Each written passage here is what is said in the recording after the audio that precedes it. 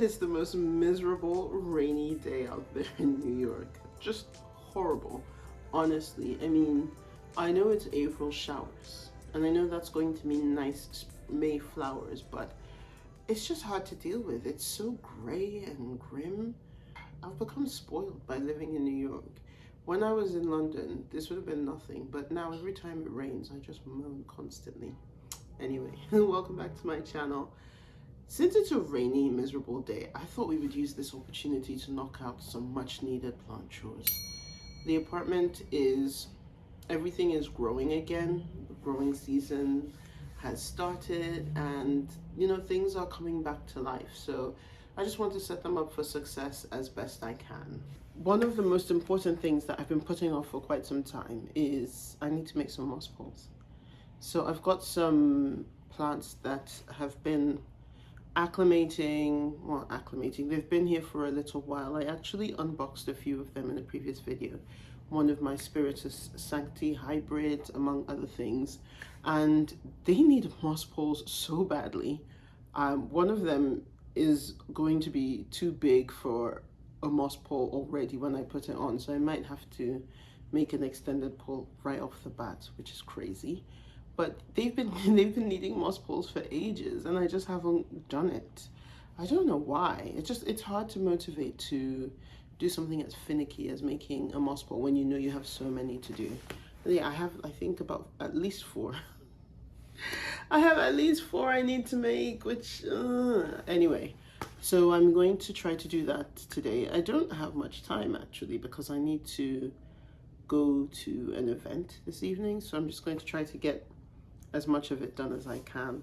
That's the thing about growing all these plants when you also work and you have kids and you're just living a busy life in the city. It's like fitting it in wherever you can. Same way I fit my moss poles into my living room wherever I can. Anyway, I'm gonna make the moss poles. So I'll show you the plants that I will be putting on poles today, and we'll just go from there. Philodendron Amazon Spirit, which is a hybrid of Spiritus Sancti and Patriciae. Philodendron Spiritus Sancti and Philodendron Patriciae needs a moss pole, but I've just noticed that it's working on a new leaf, and I can't decide whether to wait for it to finish what it's doing with the new leaf or to go ahead and put it on the pole. Here's the new leaf. This one has the highest moss pole needs of all. Since I brought it in here, it's put out, when it arrived, it was working on this leaf. Now it's put out this one. It's already working on this one. With this one, it's literally growing straight upright. It obviously desperately wants a pole. And it also can't afford to wait because it's a fast grower. It's always growing a new leaf. So there's just no point in waiting. If I wait, it's still just gonna be growing a new leaf. So I'm gonna get my materials and we'll just get started. Okay, so I didn't make the moss poles. I'm sorry, I just could not cope with how gloomy it was outside. The light was horrible in here. I felt like I was making moss poles late at night, even though it was only 3 in the afternoon. So I put a pin in it, went to my event, which was a lot of fun actually. Lots of whiskey, bagpipers. It's Tartan Week here in New York, so the Scots are out in full force celebrating Scotland. So yeah, that was a good time, but now I'm back to continue with making my much needed moss poles. So I'm going to start now. First, I'm going to get the hardware cloth that I typically use to make the moss poles and measure that out. And since we're going for a bit of a sort of volume-based operation, quick, I think I'll cut all 3 of them out at once and then, pot those plants up. Okay, so here's the cloth. I will put links to the description of everything I use down below because I know it can be hard to find green hardware cloth online. I prefer them to be green because I think it just blends better with the plant. That's my preferred aesthetic, the green. And what I do, I roll this out. Mind your fingers, this gets quite sharp. What I do is count 15 of these squares and then I cut all the way down, and so I'm going to do that 3 times. Here are my wire cutters. When I first started making moss poles, I used to try to do this with scissors, and it was just the most excruciating process. It took so long. I couldn't figure out why I was having such a hard time making these moss poles, or why it was taking so long, until I realized that if you just use wire cutters, it's so much quicker. The whole process goes so much faster. I could have saved myself a lot of stress and a lot of effort, but you live and learn, I suppose. So wire cutters are a must, in my opinion, when you're making moss poles en masse.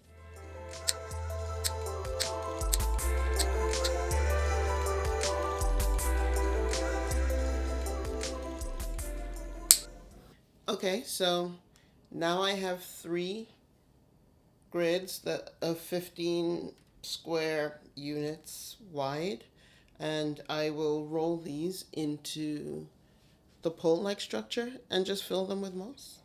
One thing that I always try to do with moss poles when I make them is to fold down these sharp bits so that they don't poke me when I'm shaping the pole. It's not, and also when I'm maintaining the plant, taking it out to water and stuff. You don't want anything sharp poking out because it can be a hazard. For me, the easiest way to do that is to just take my wire cutters, grip the wire, and just bend it. If anybody has an easier or quicker way to do this, please let me know. Surprisingly, this is the longest and most tedious part of the whole process. I feel like it just takes ages to bend all the tips in so that they're not sticking out. To me, this takes longer than anything else. But once this annoying process is done, then I can fill the pole with moss, sphagnum moss in this case, roll this together and put it in a pot with aroid mix and stick my plant in there. Watch it thrive. Let's go. Okay, so I'm going to start filling this moss bowl.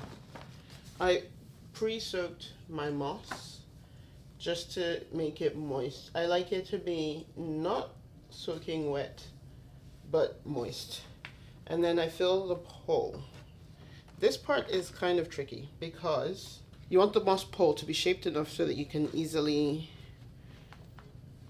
kind of have it all come together. There's no point starting on a flat pole, but at the same time, enough so I can put the moss in without gouging my fingers.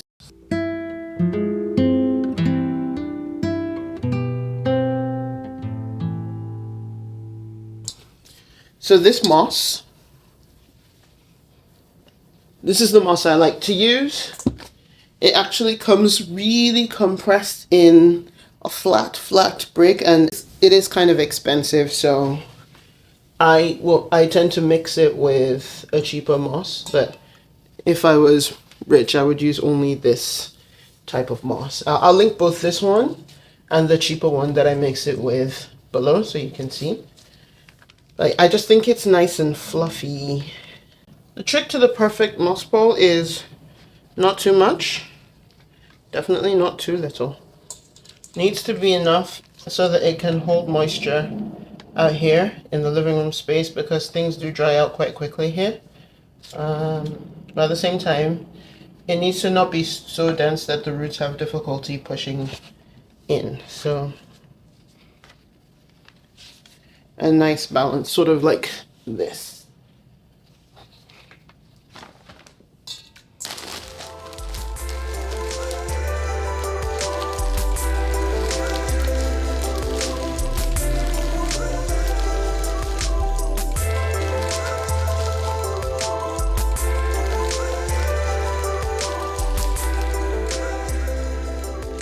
See, this is the other moss. It does the job. It's not as fluffy as the other one that I like better, but to be honest, for a moss pole, it's kind of not really that big of a deal. Just have to try to make sure that it doesn't become hydrophobic. So just remembering to water it frequently. So here's the resulting moss. As you can, it's just a completely different consistency from the other one. It's just not as fluffy, not as nice, but beggars can't be choosers, so it's fine. Lots of big sticks. Just pull those out. I left a tiny bit at the end where the arrowroot mix is going to be. Honestly, it doesn't really matter. I've done it both ways where I pack it all the way with moss. It doesn't matter. It makes no difference once it's in. Some people worry about overwatering when it has the moss in the bottom. I haven't found that to be the case. And to close the moss pot, I like to use zip ties. When I first started, I used to use wire. Believe it or not, I used to just use the metal wire and twist it. I have no idea why I did that. This is so much easier. Anyway, you thread them through at intervals depending on sort of how tight you plan on making it. Chop off the excess from the zip ties just to make sure that it's nice and clean on the back. Nothing to show that that's how it was attached. It just makes it look better.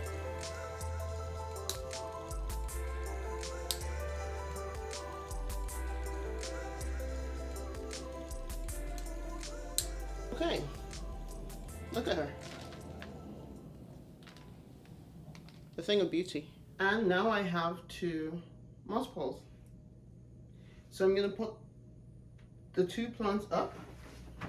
I'm going to be using this Molly's Arrowroot mix just to save myself some time of mixing anything. This is super convenient, especially if you live in an apartment like me and you don't want to have 7 different things on hand to mix together, but you do want soil that has all those different components. This is easy because everything is already in here, so I don't have to buy as many things. So I do have some in here that I mixed with a little bit of tree fern from a previous potting because I was potting up alocasias. When I'm potting philodendrons, I don't bother to add any tree fern, but I'm just going to use this because I have it and add some more of the fresh mollies to it, and then that's it. Okay, here's the first one, Philodendron Amazon Spirit, and the leaves are starting to, some of the leaves are starting to look a bit yellow. I don't know if this is because they're old or if it's because they're unhappy in the potting medium, but either way, it's time for a change. I was going to wait, but until the new leaf came out, but I think I'll just do it now. It could also be slightly bleaching from where I've placed it. It might be getting too much light, so we'll see. We'll see what happens. Let's look at the root ball.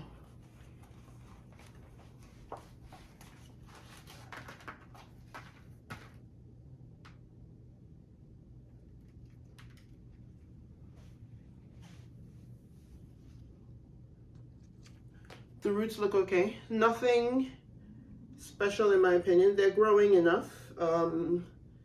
I think they'll be happier in the better soil mix. I think this stuff that they're in stays too wet for you know, a cold apartment indoors in the Northeast. So I'm gonna make sure the chunkier bits are at the bottom just to give it some air.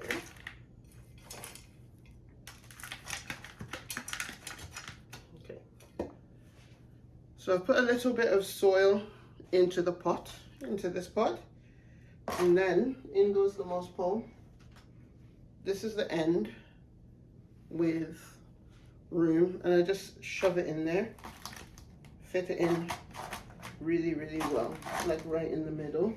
Now, to get this plant in there, I'm going to have to crush the root ball a little bit. Usually I don't mess with the roots of plants at all. Just leave them to do their thing, but I won't be able to get it in if I don't crush the root ball. So I've crushed it and just shaken off some of this like minging, some of this less than fantastic stuff, and then I just pop it in there deeply as I can. Now I'm going to put some potting mix around it. Just get it in there nice and snug. I actually really like to use my hands when I get to this bit, which is probably why my nails always look terrible. I just feel like it's easier to use my hands for some of this stuff. Maybe not. Again, I will try to preserve my manicure. Just use the trowel. Okay. I love these pots. This particular pot that I'm using is perfect for moss pools. Usually I use clear pots for everything, but I make an exception for these because these pots they've never once failed me. It's like the perfect rigidity to hold the pole, and it also has the holes at the bottom are so precise. I don't know, it's just a perfectly engineered pot. Look, I could even lift it. I haven't even watered it and it's already holding perfectly. That is why I like this particular pot. Now I'm going to water it. Then the next one is hiding back there behind the Monstera. This one's next. This one's kind of urgent. So this one is obviously completely root bound. Well, it's not completely root bound, sorry. This one has better roots than the other one. It likes this dense mixture it's in. It desperately needs a pole. It's getting one today. Congratulations, Philodendron paloraense. I'm out of the other kind of pot, so this will have to do, but this one seems to really like moisture, so I don't think it'll mind this too much. This is the pot I'm gonna use. Gonna put some Aroid mix in the bottom. Moisten it, just so it's not a root shock for her when she goes in.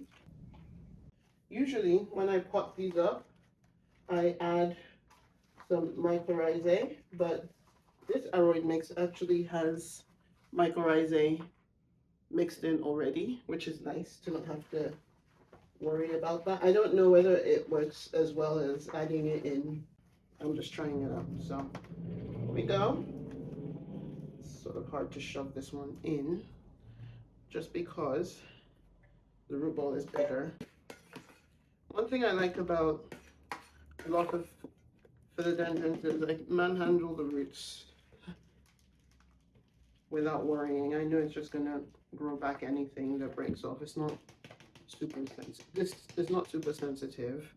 I'm sure there are some philodendrons that are, but this isn't one of them. Very, very, very easygoing plant. Oh, we've run out, so we're gonna have to open a fresh bag of mollies.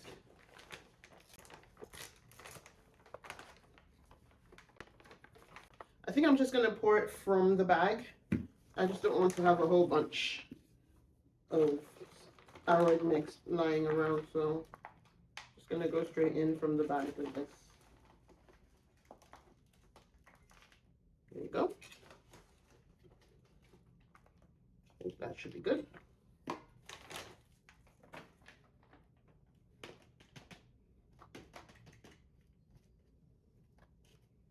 That looks really good. I'm gonna water it.